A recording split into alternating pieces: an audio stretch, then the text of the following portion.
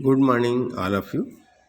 बच्चों, हम पाठ पढ़ रहे हैं कटुक वचन मत बोल, जिसके लेखक हैं श्री रामेश्वर दयाल दुबे जी। इस पाठ के माध्यम से लेखक यह बताना चाहते हैं कि वाणी में मिठास होनी चाहिए। वाणी में मिठास होगा, मृदुलता होगी, तब जो है वह वाणी जो है लोगों को अपनी ओर आकर्षित करता है।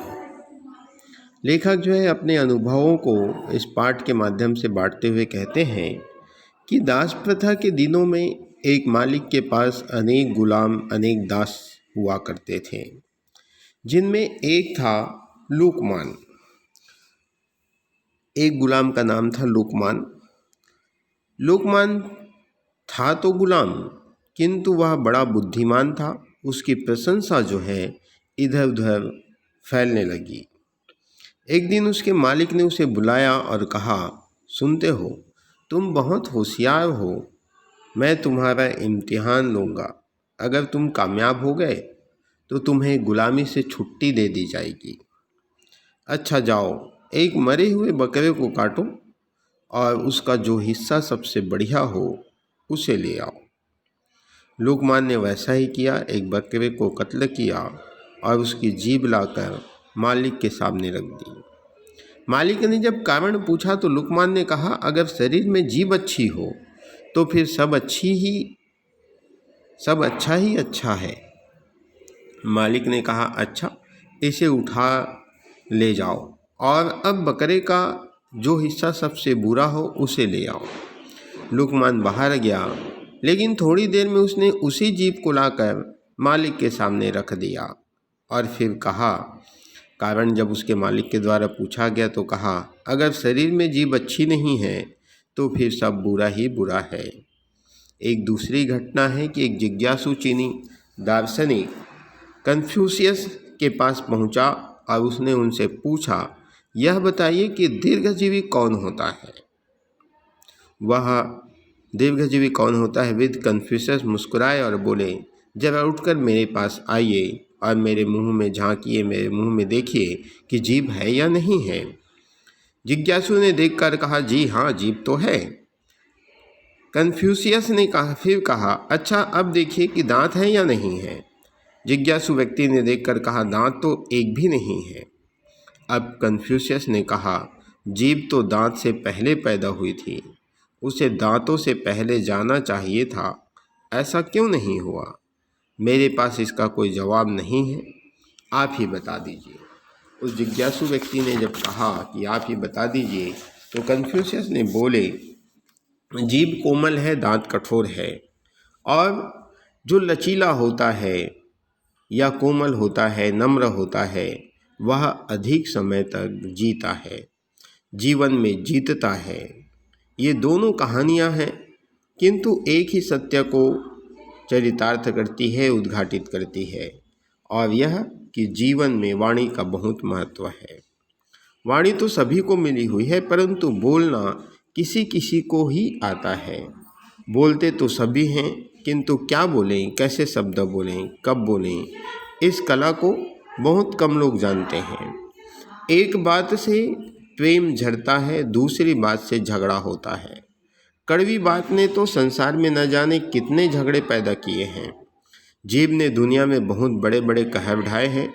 जीभ होती तो 3 इंच की है, पर वह पूरे 6 फीट के आदमी को मार सकती है।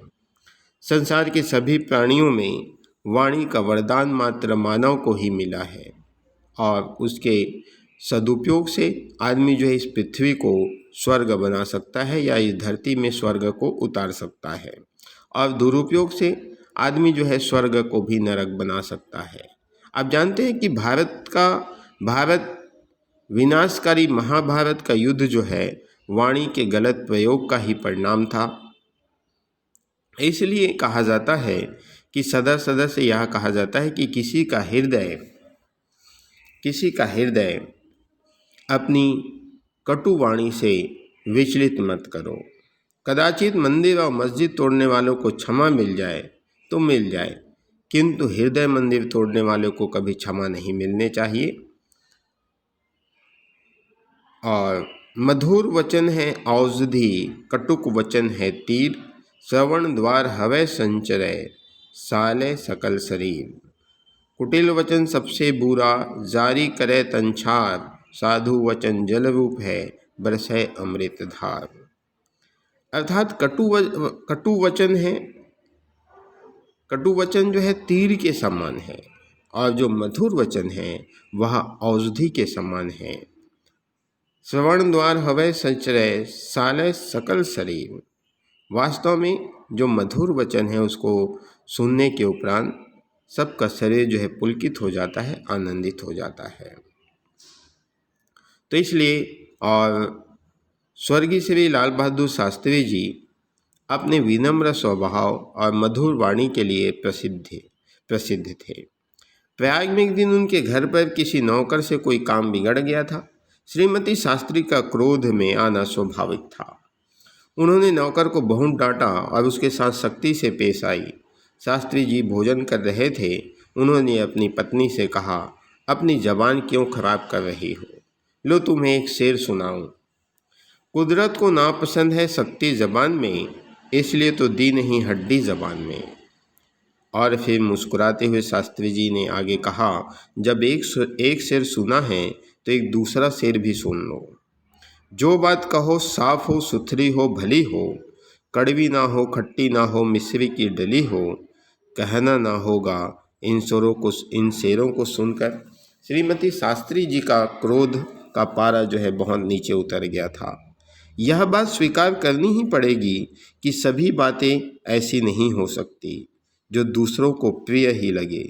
सत्य कभी कभी कड़वा होता है, कुछ बातें कहनी ही पड़ती है, किंतु ऐसे अवसर पर होना यह चाहिए कि बात भी कह दी जाए और उसमें वह कड़वाहट ना आने पाए जो दूसरे के हृदय को विदीर्ण कर देती है। जरूरी नहीं है कि जीभ की कमान से सदा वचनों के बाण ही छोड़े जाएं। वाक चातुर्य से कटु सत्य को प्रिय और मधुर बनाया जा सकता है। किसी राजा ने स्वप्न देखा कि उसके सारे दांत टूट गए हैं। ज्योतिषियों से फल पूछा। एक ने कहा, राजन आप पर संकट आने वाला है, आपके सब संबंधी और प्रियजन आपके सामने ही एक एक कर मर जाएंगे। दूसरे ज्योतिषी ने कहा, आप अपने सारे संबंधियों और प्रियजनों से अधिक काल तक संसार का सुख ऐश्वर्य भोगेंगे। दोनों कथनों का सत्य एक ही है, किंतु पहले ज्योतिषी को कारावास मिला और दूसरे को पुरस्कार। सुबह सुबह बुलबुल ने ताजे खिले फूल से कहा, अभिमानी फूल इतरा मत, इस बाग में तेरे जैसे बहुत सारे फूल खिल चुके हैं।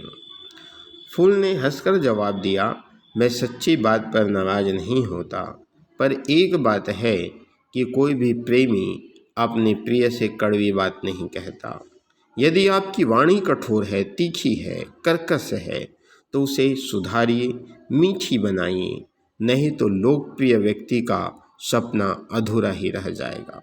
तो इस प्रकार से इस पाठ में वाणी के महत्व को बताया गया है कि हमारे वाणी में मिठास होनी चाहिए, मृदुता होनी चाहिए, स्पष्टता होनी चाहिए। ठीक है, तो बच्चों ये पाठ आपके समाप्त हो गए। धन्यवाद।